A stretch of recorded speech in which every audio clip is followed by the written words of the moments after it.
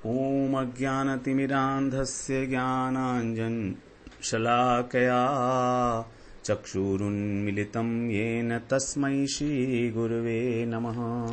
वाञ्छाकल्पतरुभ्यश्च कृपा सिन्धुभ्यैव च पतितानां पावनेभ्यो वैष्णवेभ्यो नमो नमः। श्री कृष्ण चैतन्य प्रभो नित्यानंद श्री अद्वैत गदाधर शिवसदि गौरभक्त वृंद। हरे कृष्णा कृष्णा कृष्णा हरे हरे, हरे राम राम राम हरे हरे। हरे कृष्णा। सर्वप्रथम मैं अपने गुरुपाद पद्म ओम विष्णुपाद अष्टोत्तरशत श्री श्रीमद् भक्ति वेदांत माधव गोस्वामी महाराज के चरण कमलों में अनंत कोटि दंडवत प्रणाम ज्ञापन करता हूं। हम लोग श्रीमद् भागवत पुराण में प्रणय गीत का श्रवण कर रहे हैं। दशम स्कंध के 29वें अध्याय के अंतिम भाग में 31वें श्लोक से 41वें श्लोक तक, तो जिसमें हम लोग 39 श्लोक तक श्रवण कराए थे। तो आज हम 40वें श्लोक का श्रवण करेंगे, जिसमें जो तटस्था गोपियां हैं, गोपियों के 4 ग्रुप्स हैं, 4 प्रकार के विभाग हैं, स्वपक्षा, विपक्षा, सुहृद पक्षा और तटस्था। तो जो तटस्था गोपियां हैं वो यहाँ पर अब 3 श्लोकों में अपनी बात कह रही हैं, 39, 40 एंड 41, इन तीनों में। तो 40वें श्लोक को हम लोग अब श्रवण करते हैं। कह रही हैं, का स्त्रियंग ते कल्पदायत मूर्छितेन सम्मोहितार्य चरितान् चले त्रिलोक्याम् त्रैलोक्य सौभगमिदं च निरीक्ष्य रूपम् यद् गोद्विज ध्रुव मृगा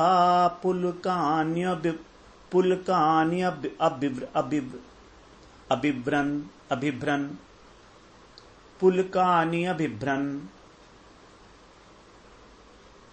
यद गो द्विज द्रुम मृगा पुलकानि अभिभ्रन का स्त्रियंग ते कल पदायत मूर्छितेन।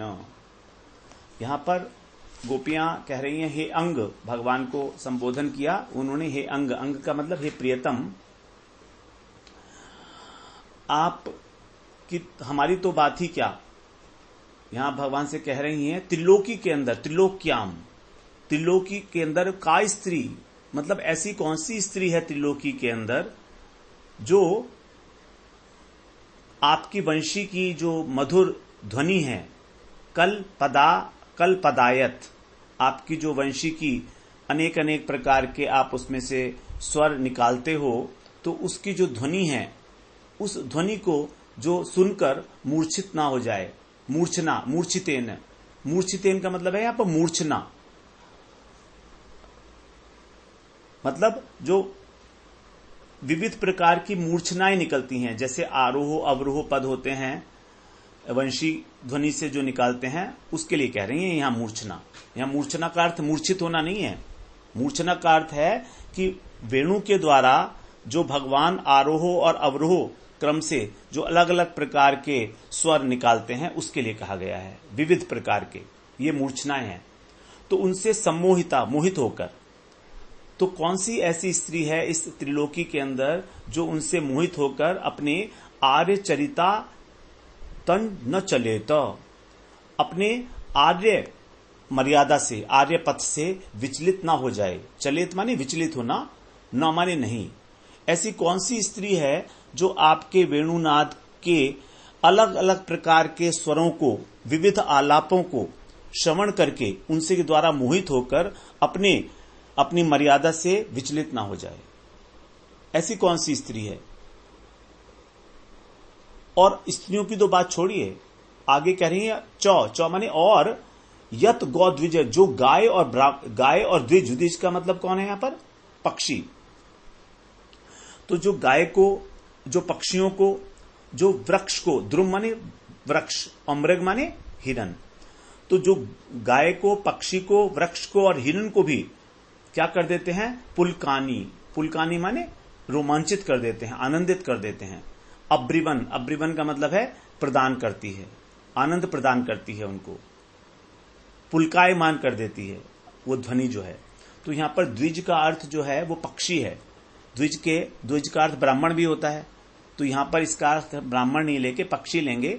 द्विज का मतलब है जो जिसका 2 बार जन्म होता है।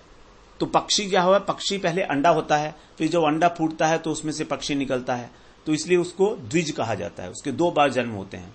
इसी प्रकार से ब्राह्मण के भी 2 जन्म है। पहला एक तो जो मां के गर्भ से जन्म लेता है वो तो है ही है, दूसरा जन्म है जब उसका उपनयन संस्कार होता है, जब उसका यज्ञोपवीत दिया जाता है तो उसका दूसरा जन्म है वो, इसलिए उसको द्विज कहा जाता है। तो यहां पर कह रही हैं कि गाय, पक्षी, वृक्ष और हिरन भी रोमांचित हो जाते हैं, आनंदित हो जाते हैं। तो ऐसी कौन सी स्त्री है जो आपके इस सुंदर रूप को, सौभगम माने सुंदर, सौंदर्य की पराकाष्ठा, तो इस सुंदर रूप को निरीक्ष रूपम, आपके इस रूप को देखकर जो आसक्त ना हो जाए, ऐसी कौन सी स्त्री है आप बताइए। आप कह रहे हैं ना हमसे कि हम अपने पतिव्रता धर्म से विचलित हो गई हैं आपके रूप को आपके रूप को देखकर, तो अब आप ही बताइए हमको कि क्या इस पूरी त्रिलोकी के अंदर कोई ऐसी स्त्री है। और अब स्त्रियों की बात तो छोड़ दीजिए, आप जो अचेतन प्राणी हैं उनकी बात करिए। जैसे वृक्ष इत्यादि हैं, उनमें चेतनता बहुत कम है, तो इसीलिए कह रहे हैं स्थावर और जंगम, स्थावर प्राणी जो हैं वो भी आपके रूप से मोहित हो जाते हैं, आकृष्ट हो जाते हैं। इतना आपका जो रूप है वो इतना सौंदर्यमय है, इतना सुंदर है कि प्रत्येक प्राणी इस त्रिभुवन के अंदर आकृष्ट हो जाता है आपके रूप से। तो आपने कहा कि उपपति होना निंदनीय है, आपकी बात ठीक है, हम मानती हैं, लेकिन क्या आपका जो वेणु गीत है इतने मधुर स्वरों से युक्त, उसके अंदर अनेक अनेक प्रकार के आलाप हैं, भेद हैं अनेक अनेक प्रकार के, उसको सुनकर कौन अपना पतिव्रत धर्म को नहीं भूल जाएगी। और ऐसे गीत से मोहित होकर तो पुरुष भी चंचल हो जाते हैं, नारियों की तो बात ही क्या, इसमें तो कोई आश्चर्य नहीं है। इतने सुंदर है आपका रूप कि पशु पक्षी मृग भी रोमांचित हो जाते हैं। तो इसलिए आपके वेणुनाद को श्रवण करके निज धर्म को भूल जाना ये ठीक लगता है, क्योंकि यमुना जी जब आपका वेणुनाद श्रवण करती है तो रुक जाती हैं, मतलब वो अपने निज धर्म को भूल जाती हैं। नदी का धर्म है बहना, तो भूल जाती हैं, बहना भूल जाती हैं, और वहीं पर भंवर बन जाता है। हम लोग पहले युगल गीत में श्रवण कराए हैं किस प्रकार से जो वृक्ष हैं उनसे भी मधु की धारा श्रवण क्षरित होने लगती है।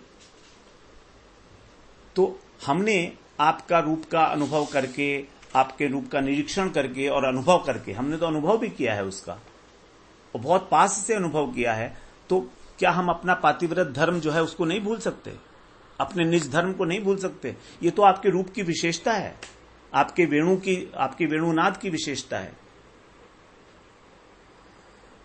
तो यदि कृष्ण यही कहें कि आप अगर मान लो यहां पर रात को रुकती हो तो आप उपहास का पात्र बन जाओगी, अन्य जो पतिव्रताएं हैं उनके लिए उनके उपहास का पात्र बनोगी, तो यहां पर अब गोपियों में एक रोष का उदय हो गया और दैन्य भाव का, दोनों एक साथ, रोष भी है और दैन्यता भी है।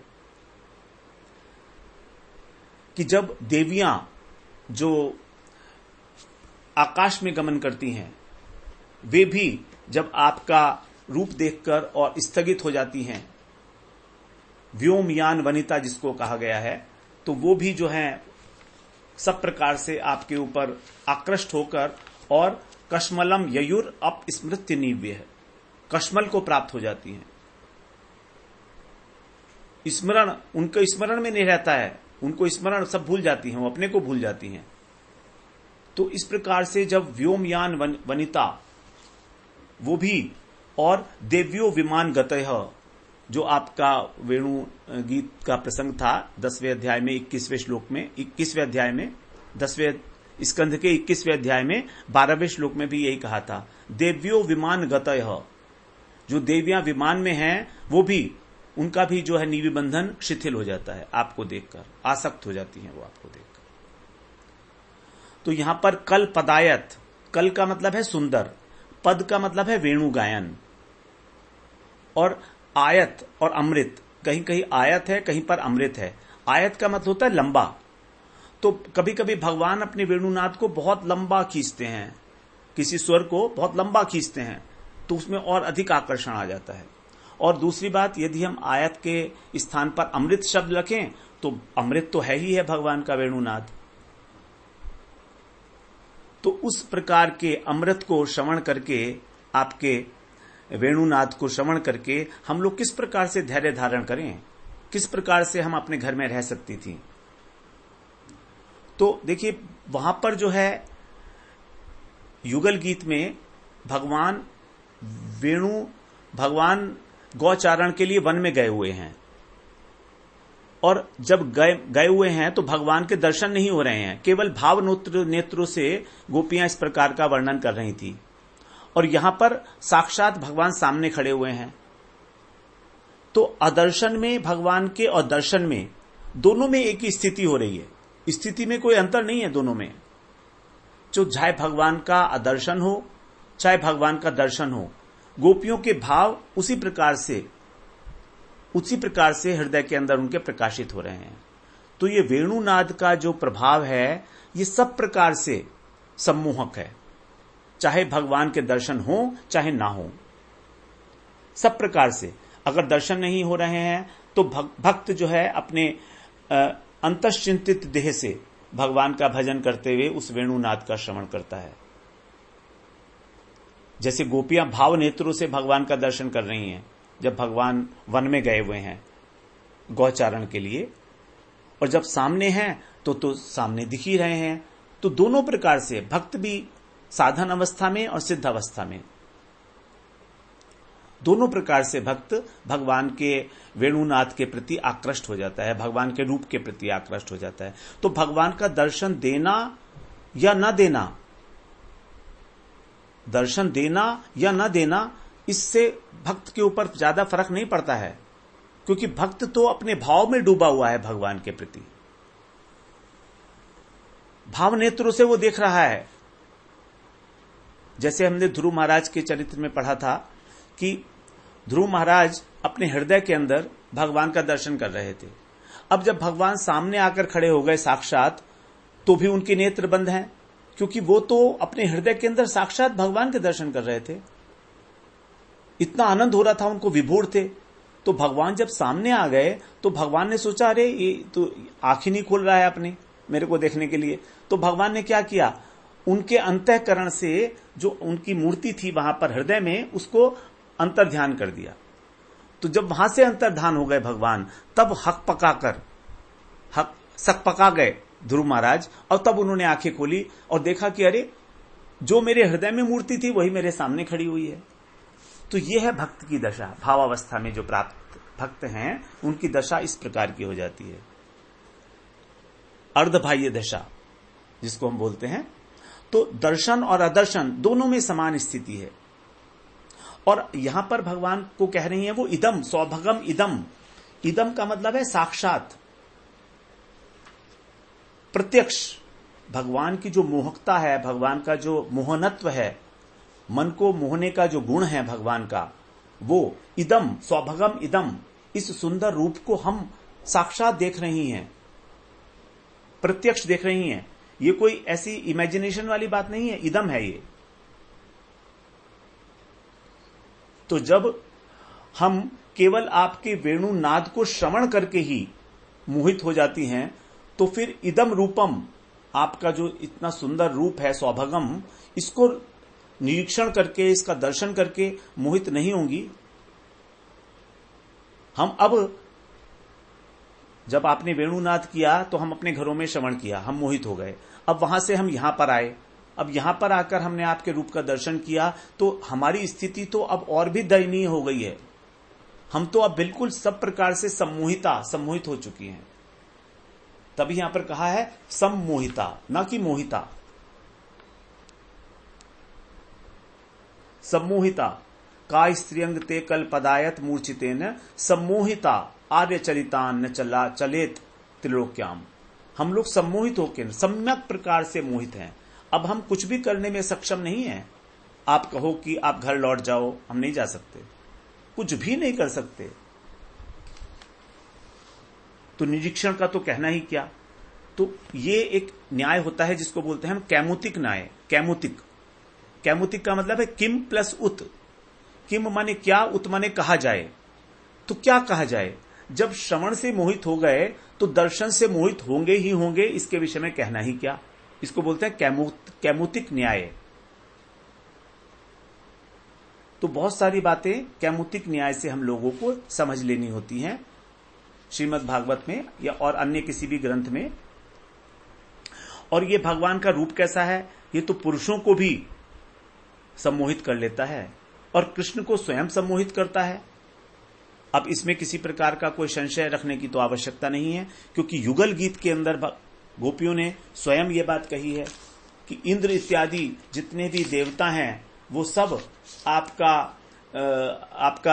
आपका वेणुनाद सुन के मोहित हो गए थे। 15वें श्लोक में ये बात कही है, सवनश तदुपधार्य सुरेशा शक्र शर्व परमेष्ठी पुरोगा। शक्र का मतलब है इंद्र, शर्व का मतलब है शिव जी, परमेष्ठी का मतलब है ब्रह्मा जी, और पुरोगा का मतलब है और जितने भी श्रेष्ठ पार्षद हैं भगवान के, जैसे गरुड़ हैं, विश्वक्सेन हैं, ये सभी लोग। सवनश तदुपधार्य सुरेशा, सुरेशा मतलब इंद्र इत्यादि जो स्वर्गलोक के ईश्वर है, ऐसे। कवह आनत कंधर चित्ता कश्मलम ययुर अनिश्चित तत्वा। ये लोग भी, इनके भी कंधे झुक गए भगवान के वेणुनाद के आगे। मतलब दे कुड नॉट अंडरस्टैंड कि ये कौन सा भगवान ने स्वर निकाला है वेणु से, ये तो कभी सुना नहीं। शिवजी तो संगीत के महान पंडित हैं, लेकिन वो भी नहीं समझ पाए। नटराज हैं वो तो। और कश्मलम मोह को प्राप्त हो गए। ययुर अनिश्चित तत्व को निश्चित नहीं कर पा रहे हैं कि वेणु ध्वनि आ कहां से रही है। तो जब पुरुष, और पुरुष भी साधारण पुरुष नहीं,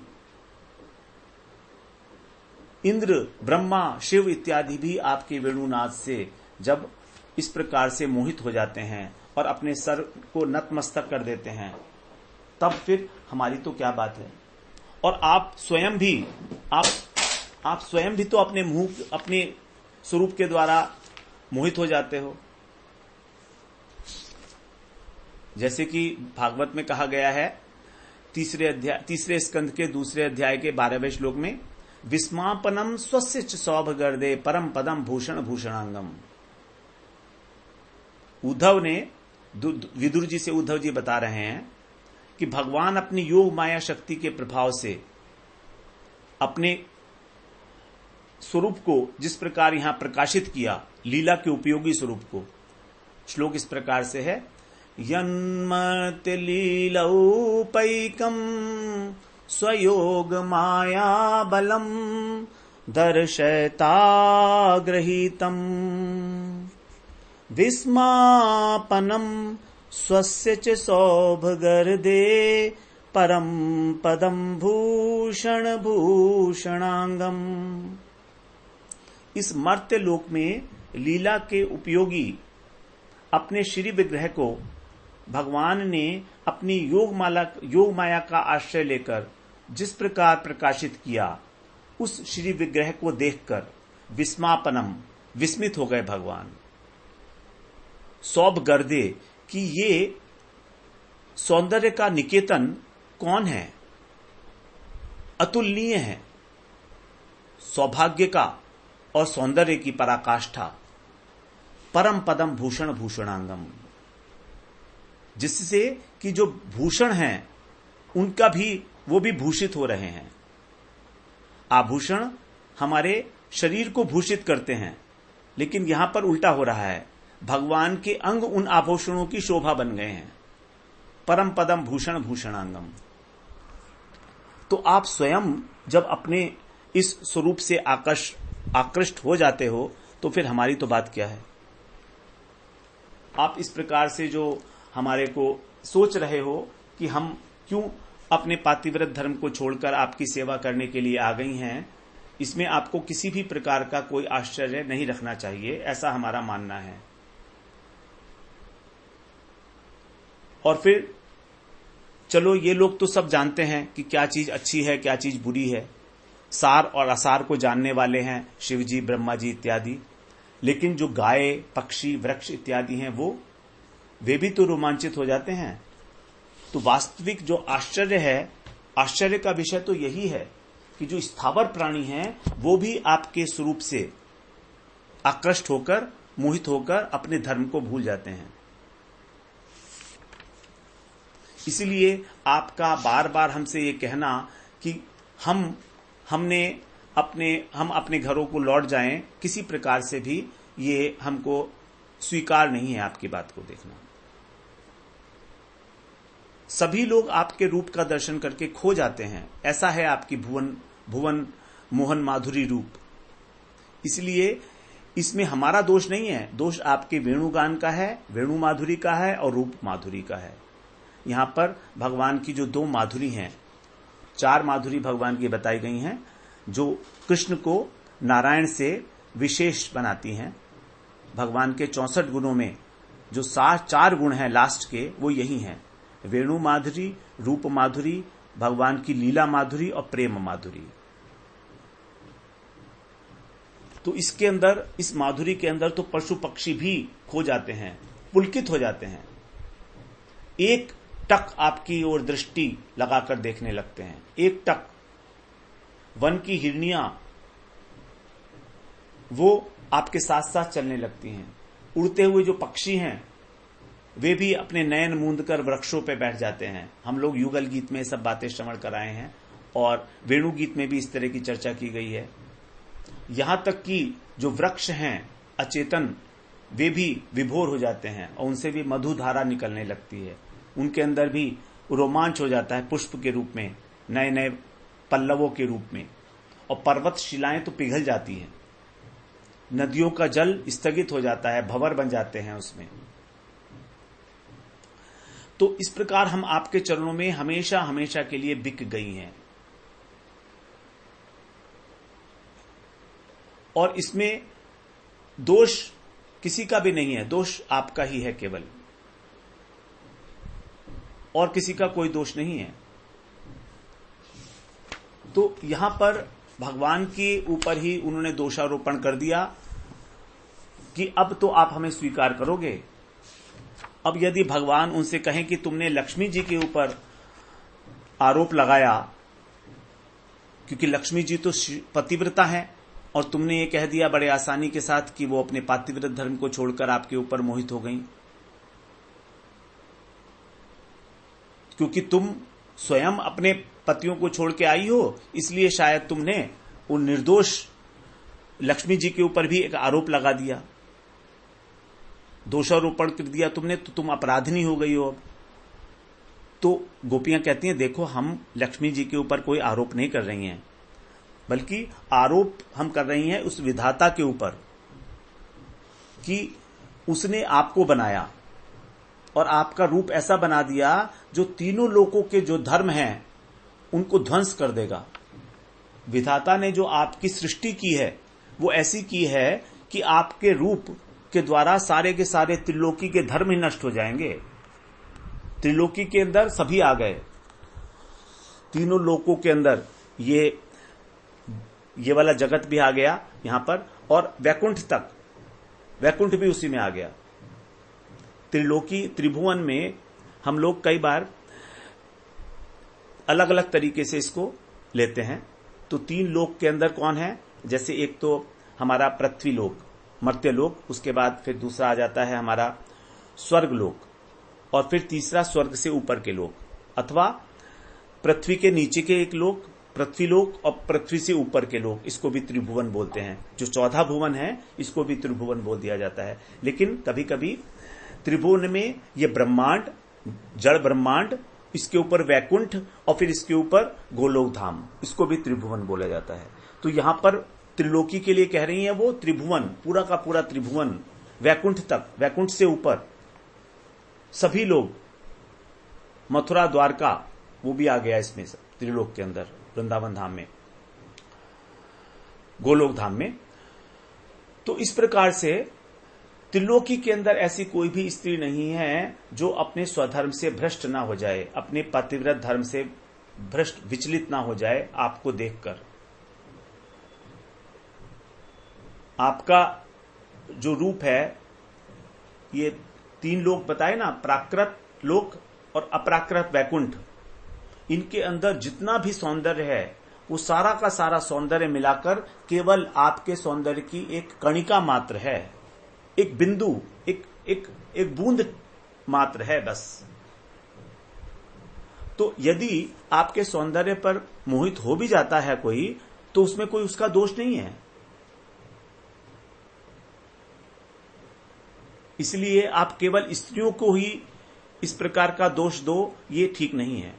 ये दोष तो आपको फिर स्थावर जंगम जितने भी प्राणी हैं इस जगत के अंदर और जगत से बाहर वैकुंठ तक भी, सभी को देना पड़ेगा ये दोष, क्योंकि सभी तो आपके रूप से मोहित हैं। तो इस प्रकार गोपियां भगवान का जो रूप और माधुर्य देखकर आत्मविभोर हो गई हैं और अपने कुल धर्म को तिलांजलि दे दिया है उन्होंने, और अपने दोष को समर्थन करने के लिए वो इस प्रकार की बातें कर रही हैं कि लक्ष्मी जी, देवता इत्यादि, वृक्ष इत्यादि, ये सब भी आपके रूप से सम्मोहित हो चुके हैं, तो फिर हमारी तो कोई बात नहीं है। कैमोतिक न्याय।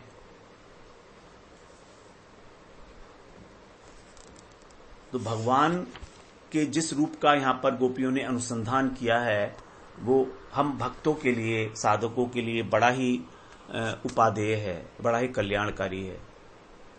ये केवल शब्द मात्र नहीं है, वास्तव में भगवान ऐसे ही हैं। हमें उनके रूप का अनुसंधान करना ही चाहिए। हमें इस प्रकार की एक इच्छा अपने हृदय के अंदर जागृत करनी चाहिए धीरे धीरे, कि किसी प्रकार से भगवान के जो चरण हैं, उनका जो ध्यान है वो कैसे हम कर सकें। किसी समय में भगवान की जो नील कांति है, इंद्र नीलमणि की भांति भगवान का जो श्री विग्रह है, और भगवान के जो चरण कमल हैं, कमल की भांति अरुण रंग वाले जो भगवान के कमल हैं, चरण कमल हैं, उसका, और भगवान के जो चरणों के नख हैं जो चंद्रमा की भांति, जहां पर जिनसे ज्योत्सना निकलती रहती है। तो हम लोगों ने एक बार बात की थी कि किस प्रकार भगवान के चरण कमल एक त्रिवेणी के रूप में है, जहां पर लालिमा, श्वेतिमा और नीलिमा तीनों का जहां पर संगम हो रहा है। भगवान के चरण कमल में तीनों प्रकार का है, क्योंकि भगवान के चरणों का जो ऊपर का जो पोर्शन है, ऊपर का जो भाग है वो नीलिमा युक्त है, और भगवान के चरणों का जो नीचे का भाग है वो लालिमा है, और भगवान के नखों में श्वेतिमा है, चंद्रमा के समान शुभ्रता है। तो इन तीनों का जो संगम है वो है भगवान का चरण कमल।